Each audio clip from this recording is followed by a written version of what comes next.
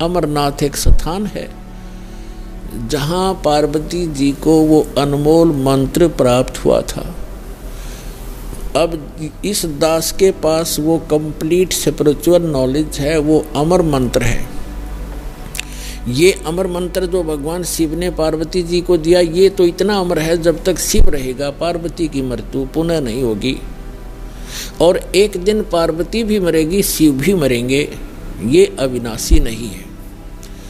श्री इसका प्रमाण है श्री देवी भागवत 3रा स्कंद सचित्र मोटा टाइप 3रे स्कंद में गीता प्रेस गोरखपुर से प्रकाशित के 123 पृष्ठ पे भगवान विष्णु स्वयं कहते हैं, अपनी माता की स्तुति करते हैं दुर्गा की, तुम शुद्ध स्वरूपा हो, ये सारा संसार तुम ही से उद्भासित हो रहा है। मैं ब्रह्मा और शंकर आप ही के कारण हम वर्तमान हैं, और हमारा तो आविर्भाव माने जन्म और तिरोभाव माने मृत्यु हुआ करता है, हम अविनाशी नहीं है। अपने आत्माओं, जैसे इस दास से मंत्र आप जी को बरवाला के पुराने आश्रम में मिला है, तो उसके लिए वो पुराना आश्रम अमरनाथ है जहाँ वो मंत्र मिला आपको। अब उस बरवाला आश्रम में माथा टेकने तो नहीं, उस मंत्र के जाप करने से आपका मोक्ष होगा।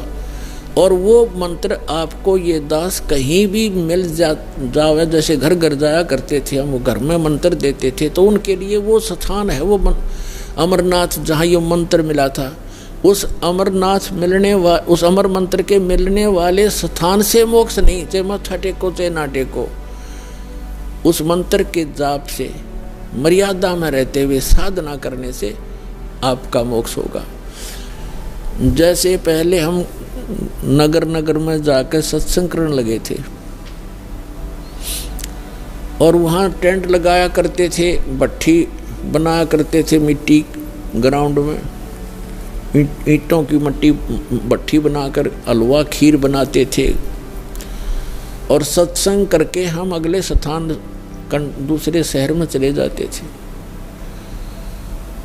तो जैसे हम एक बार करनाल के अंदर सत्संग करके चले गए, हम चले गए हिसार में आ गए, तो जिस भक्तों ने वहाँ नाम लिया था,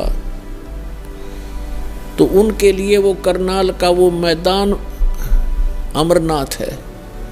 लेकिन अगर कोई उस बाद में कोई व्यक्ति यूं कहे कि चल आपको वहाँ वो स्थान दिखा कर लाता हूँ जहाँ पर रामपाल महाराज का सत्संग हुआ था, तो वहाँ क्या दिखा कर लाएगा बाद में? जहाँ भट्ठी पड़ी थी ईंटों की, यूजलेस, हमने काम सारा कर लिया था, हम आगे चले गए।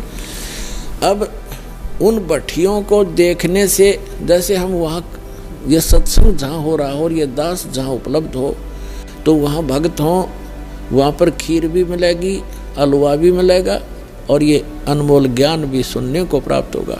अब यदि कोई व्यक्ति कहे कि चल आपको वो स्थान दिखा कर लाता हूँ जहाँ सत्संग हुआ था, वहाँ जाकर क्या दिखावे, देख यहाँ तो खीर बनी थी, यहाँ हलवा बना था, यहाँ बैठ कर नाम दिया था, तो वहाँ ना तो वह खीर ना हलवा, सूखी भट्ठी है, उन्हें 6 पे माथा टेका हो जाए, तो वो चीज़ तो यहाँ मिलेंगी जहाँ दास उपलब्ध है।